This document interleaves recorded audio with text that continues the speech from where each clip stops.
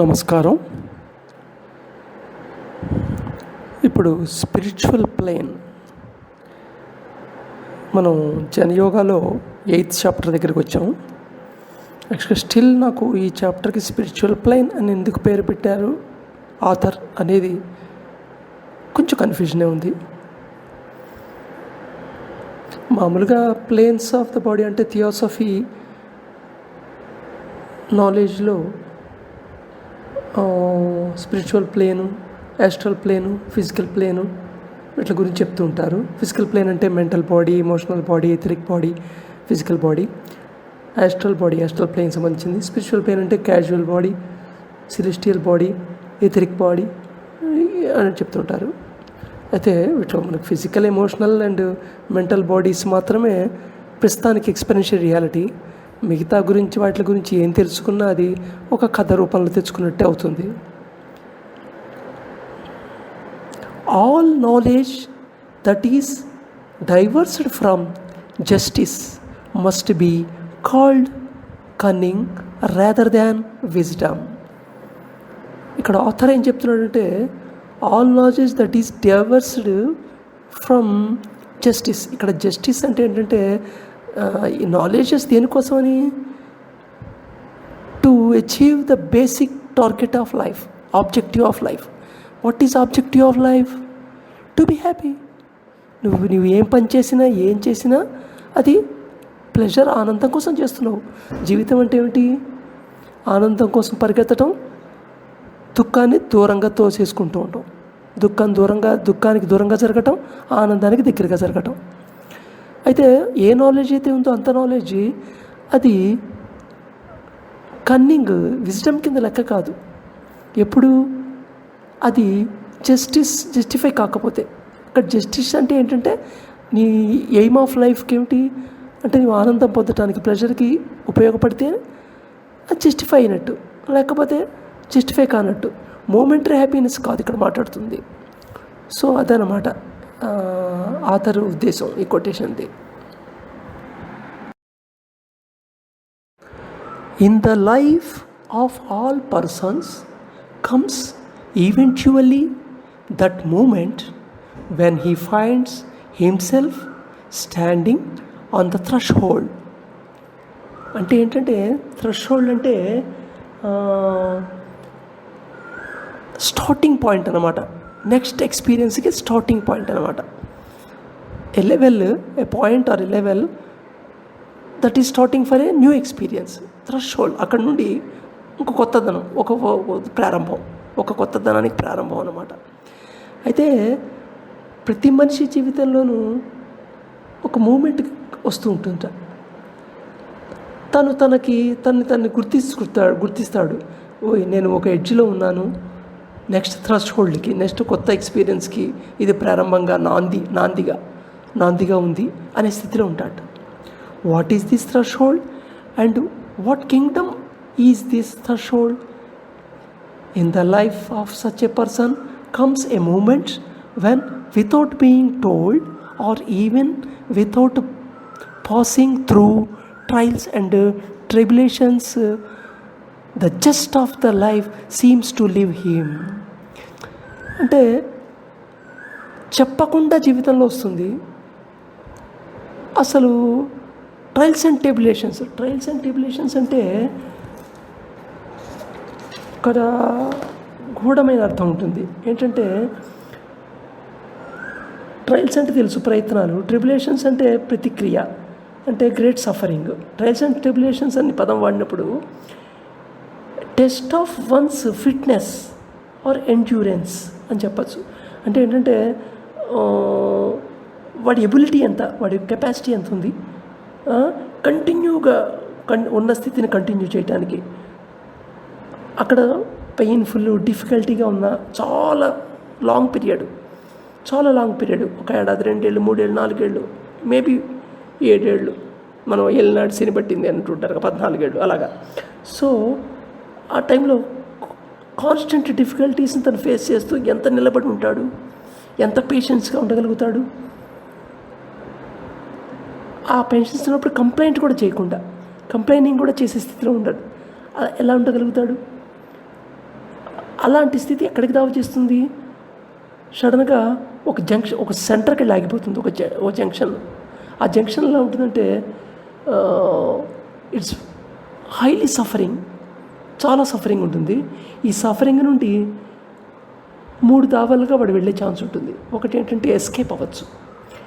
Escape అవటంలో suicide చేసుకోవచ్చు, ఆత్మహత్య చేసుకోవచ్చు, లేదా దేనికైనా బానిస అయిపోవచ్చు మూమెంటరీగా, అంటే ఆల్కహాల్కి బానిస అయిపోవచ్చు, లేదా ఏదైనా విషయానికి బానిస అయిపోవచ్చు, లేదా సొల్యూషన్ వెతుక్కోవచ్చు. వెతుక్కోవడం అంటే టెంపరీ సొల్యూషన్ అనమాట.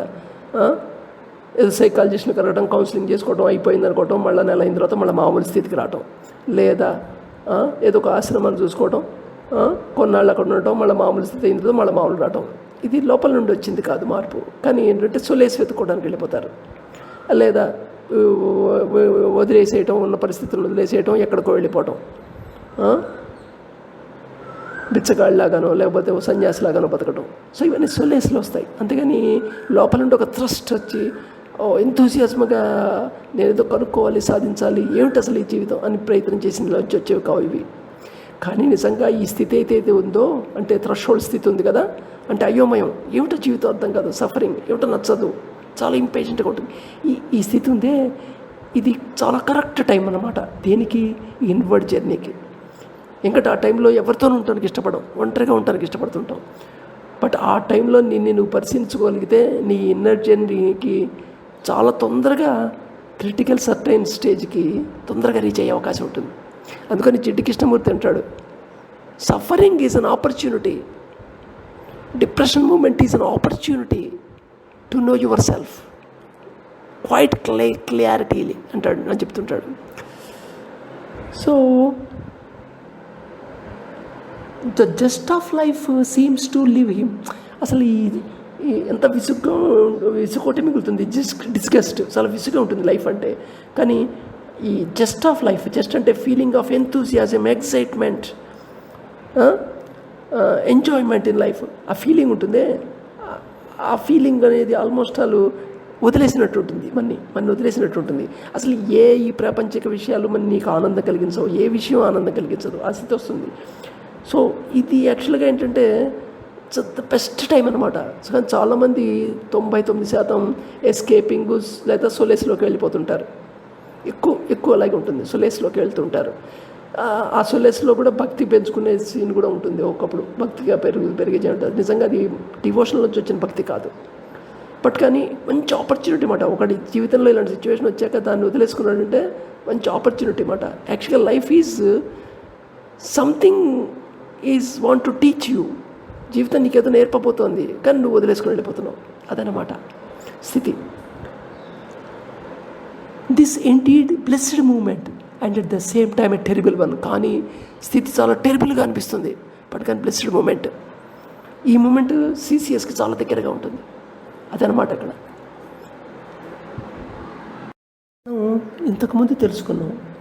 ఈ బాడీ సిస్టంలోకి రకరకాల ఇంపల్సెస్ కింద లోపలికి ఫుడ్తో కలిపి, అలాగే మన బ్రీదింగ్తో కలిపి, మన సెన్సెస్ నుండి వచ్చే ఇంపల్సెస్తో కలిపి లోపలికి ఇన్ఫర్మేషన్ వచ్చేస్తుంది. ఇంపల్స్ ఇన్ఫర్మేషన్ వస్తుంటుంది లోపలికి. ఈ ఇన్ఫర్మేషన్ సిస్టంలోకి వచ్చిన తర్వాత ఇది మన సిస్టంలోంచి ఇంకొక 2 ఎక్స్టర్నల్ ఫ్యాక్టర్స్, 2 బాహ్యకారకాలని ప్రేరేపిస్తుంది. ఈ సిస్టమ్ లోపలికి అక్యూములేట్ అయిపోయిన ఎనర్జీ ఉంటుంది కదా, ఎనర్జీ ఆసిలేట్ అవుతూ ఉంటుంది. అంటే అటు ఇటు ఊగుతూ ఉంటుంది. ఈ ఊగటం సపోజు లో లెవెల్కి ఎనర్జీ పొజిషన్కి వచ్చిందనుకో, అప్పుడు నీ బాడీ స్లీపింగ్ ఫీల్ అవుతుంది. స్లీపింగ్ అంటే ఎక్కువ నిద్ర వస్తుంది, ఎక్కువ నిద్ర అని. అదే suppose high level energy overflow అయిపోతుంది అనుకో, ఎనర్జీ సెక్షువల్ యాప్టిట్యూడ్ కింద బయటపడిపోతుంటుంది. సో అందుకని స్లీపింగ్, సెక్స్ అనేవి చాలా ప్రిడామినెంట్ ఫ్యాక్టర్స్గా పనిచేస్తుంటాయి మనుషుల్లో. ఇవి మళ్ళీ సిస్టమ్ మీదే ఇన్ఫెక్ట్ చేస్తుంటాయి. స్లీపింగ్ ఎక్కువైతే ఎలా ఇన్ఫెక్ట్ అవుతుంది మన బాడీ సిస్టమ్, ఇంతకుముందు ఆల్రెడీ ఒక వీడియోలో తెలుసుకున్నాం. Like self attitude over intelligent అయినప్పుడు ఎలా చేస్తుంది లోపల బాడీని అనేది మనకు ఆల్రెడీ ఎక్స్పీరియన్షియల్ రియాలిటీ అది జీవితంలో. ఒక టెంపరీ కిక్ ఇచ్చినప్పటికీ, కిక్ అండ్ ప్రెషర్ వచ్చినప్పటికీ ఈ సెన్సిటివిటీ మటుకు హైగా డిక్లైన్ అయిపోతుంది. ఫ్రస్ట్రేషన్ మిగులుతుంటుంది, బోర్డమ్ మిగులుతుంటుంది. సో దీని గురించి ఆల్రెడీ అంతకుముందు 15 వీడియోలో తెలుసుకున్నాము. అయితే మరి ఈ self consciousness, simple consciousness, self consciousness ఉంది కదా, అదేంటంటే నా శరీరం అనే దానికి సంబంధించింది. దానికి గ్రావిటేషన్ పుల్ చాలా ఎక్కువ ఉంటుంది. It's gravitation pull of life అని చెప్పచ్చు. అంటే ఏదైనా నీ శరీరం దాటి వెళ్ళలేదు, దాటి ఉండలేదు. శరీరం ఎంత మనం మాట్లాడుకున్నా ఇది నేను శరీరం కాదు, నేను మనసును కాదు అని ఎంత అనుకున్నా, బట్ కానీ ఆ గ్రావిటేషన్ పుల్ మటుకు చాలా హైలీ ఉంటుంది. ఇన్హెరెంట్ పుల్ ఆఫ్ మ్యాటర్ అది. And hypnotic spell of self consciousness state అని చెప్పచ్చు. Find our self. ఇది మనకు తెలుస్తుంటుంది. అది దాంట్లో వచ్చి బయటకు వెళ్ళాము. ఇక్కడ చివరి ఆ స్థితి అలాంటిది అనమాట, కాన్స్టెంట్ స్థితి. దానికి ఉన్న గుణం అది, తప్పు కాదు. Fear to be different from the norm of others. ఇది సైకలాజికల్ ఇనర్షియా అని చెప్పచ్చు. సైకలాజికల్ గ్రావిటేషన్ పుల్ అనమాట. ఏంటంటే నలుగురితో పాటు నారాయణ, చుట్టుపక్కల వాళ్ళలాగా ఉండాలి అన్నట్టుగా ఉంటుంది. ఏదో అందరికంటే ఆర్డ్గా ఉంటున్నట్టు ఉండకూడదు అనే ఫీలింగ్. ఈవెన్ ఇవాళ రేపు రెగ్యులర్గా ఎవరైనా యోగా చేస్తున్నా సరే వాడిని ఆర్డ్ మెన్ అవుట్ కింద చూస్తున్నారు. అది తెలియకూడదని సీక్రెట్గా కూడా ఉంచుకునే వాళ్ళు ఉన్నారు యోగం చేసి. అలాగే భక్తి అనేది కూడా ఇవాళ రేపు ఓ రకంగా ఏమైపోయిందంటే ఆర్డ్ మెన్ అవుట్ కింద అయింది. ఫ్రెండ్స్తో ఎట్రా గుడికి వెళ్ళావా అని అంటారు సడన్గా. So like that. అది ఏంటంటే ఆర్డ్ మెన్ అవుట్. అలాగే సపోజ్ అందరు కలిపి తాగుతున్నప్పుడు డ్రింక్ ఆఫర్ చేసాం అనుకుందాం, ఆల్కహాల్. అబ్బాయి నేను తాగనండి అన్నాం అనుకో, వెంటనే అంటారు మేము అందరం తాగుబోతులు అనుకుంటున్నావా, జస్ట్ సోషల్ డ్రింకర్స్ అంటారు. సోషల్ డ్రింక్, సైన్స్ డ్రింక్ ఏంటి అసలు ప్రపంచంలో?